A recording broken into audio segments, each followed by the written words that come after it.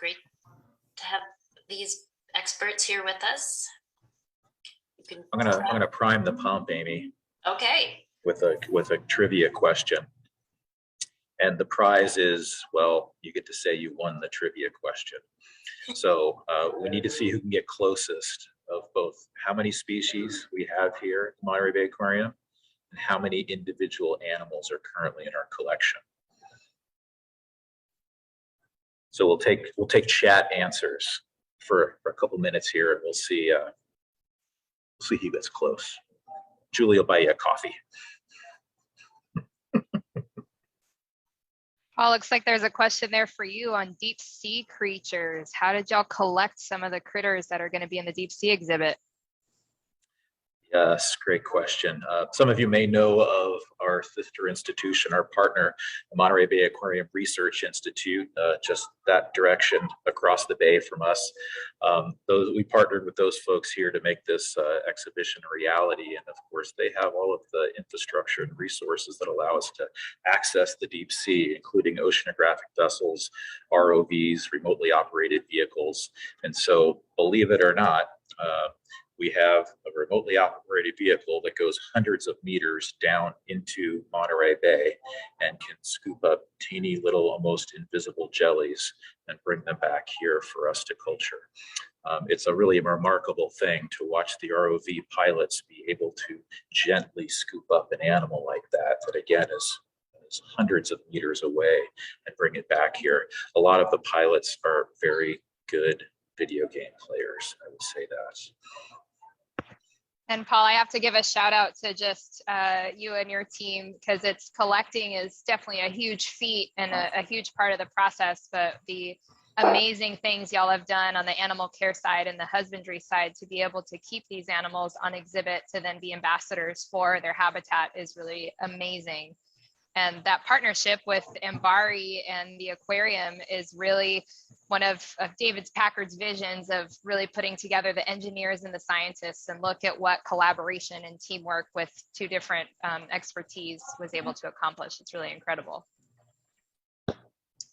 So some guesses in the chat, Paul, any of them close? We got Diane at 75,000. We got some 800s. What do you say?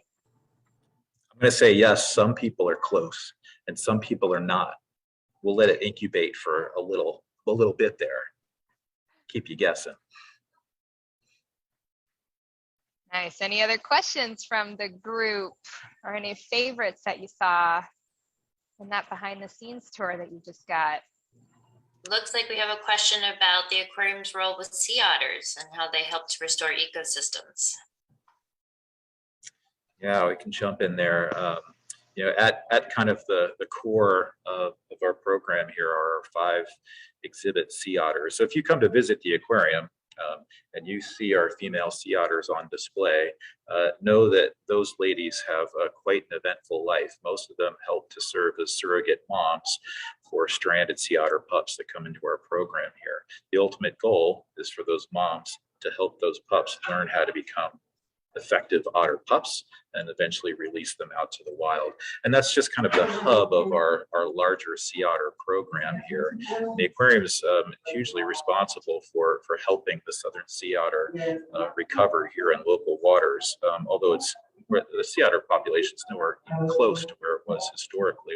We estimate there are about 3,000 otters around now, where it was possibly once down to 50. So huge improvements, but again, just a fraction of where they were historically there. So we help to both, again, reestablish otters out there in the wild. For otters that come into our program that won't be able to survive out there in the wild, some of them are injured or damaged. Those come into our institution here and then oftentimes find homes in other AZA facilities across the country. So if you've seen a southern sea otter in an aquarium somewhere else in the United States, that animal was once here in Monterey. And we just had a question coming in the chat too, Paul, in relation to sea otters, is shouldn't we encourage sea otters to inhabit all of the California coast? And you kind of touched on that a little bit, is that even the current population we have isn't even near as close to what historic populations were. And even when the sea otter program started here with the aquarium, we've already expanded beyond some of the original release areas as well. So yes, I believe that was Allison. That is the goal in time, but there's a lot of delicacies in introducing animals to habitats they haven't been at for a while as well. All right, we got another 10,000 in there, Paul. Let's see, we are all over the map with species guesses that we have here. We've got as low as 70 species, but maybe 800 individuals, and as far as 10,000, 20,000 individuals, 150 species. We're getting hot or cold there, Paul? Oh, you're muted though. Sorry, I'm back. Yeah, I'm gonna do the reveal because Diane O'Donoghue. It's like you work here, Diane. She is very close. I think she guessed 780 species for 75,000 individuals.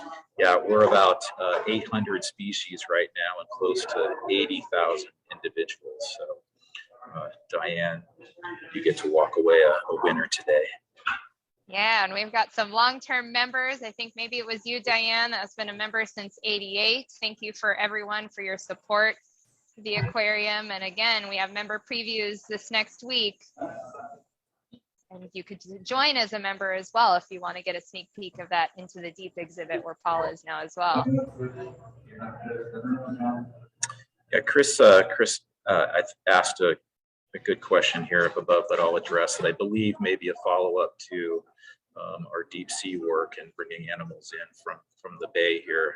Chris asked a question about what species has the most mortality and why. Well, I'll say, Chris, you know, it's our goal to work with animals that we know can thrive here with us at the aquarium. So there are a number of deep sea species that we know will not adapt well to living within inside of our walls. And so consequently, when you come and see the Into the Deep exhibition, those species we know that will not thrive will deliver to you in other means in multimedia ways. We've got some of just the most fantastic high definition video of deep sea animals you'll ever see within the walls of our exhibition here. So we work with animals that we know that we're going to be successful with, animals that we anticipate hopefully down the road we may be able to breed and culture here within our walls, like a lot of our jellies as well. So Paul, while I would love to talk about my own relationship with the animals, I think this is more in your camp. Can you talk about the relationships the aquarists build with the animals here at the aquarium? Sure. Well, I mean, I'll say first off that our animal care staff are, you know, they live every day to come in here and to provide care for our collection. It's really their life's work, and they're a very passionate and dedicated group of folks. And what you find over time is that different types of personalities gravitate to working with different types of animals.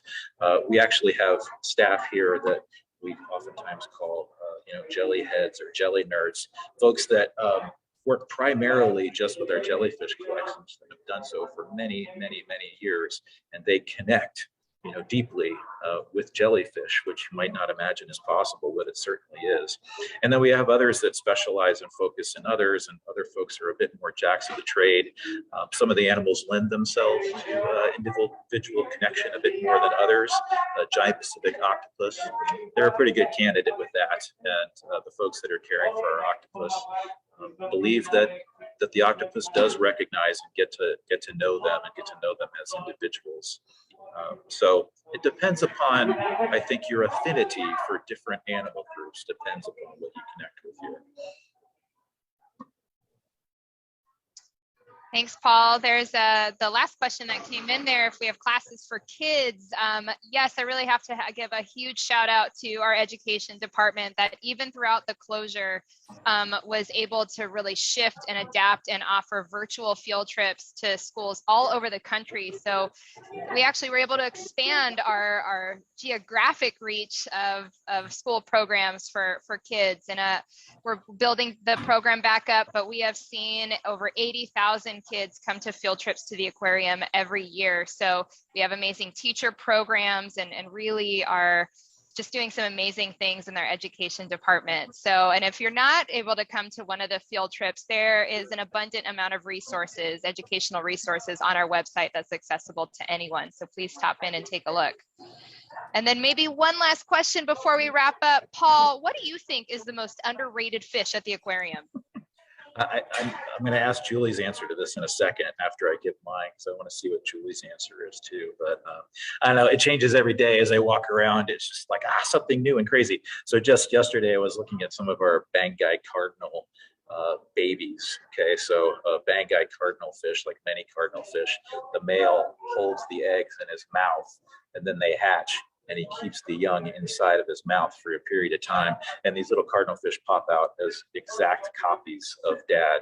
And so they are like, about 1/4 of an inch long right now, and black and white striped and beautiful. And, dad looks exhausted, as you might imagine. So I think the dad cardinal fish who swallows his young is currently the most underrated fish. I'd have to agree, Paul. And I would say that my favorite animal and the most underrated, it probably changes on a daily basis. It depends on what new thing I'm going to learn that day or what new discovery our animal care staff's going to have. So, Julie, most underrated fish. What's the most underrated fish for you? Well, I would have said the spiny lump sucker, which just has the best name ever.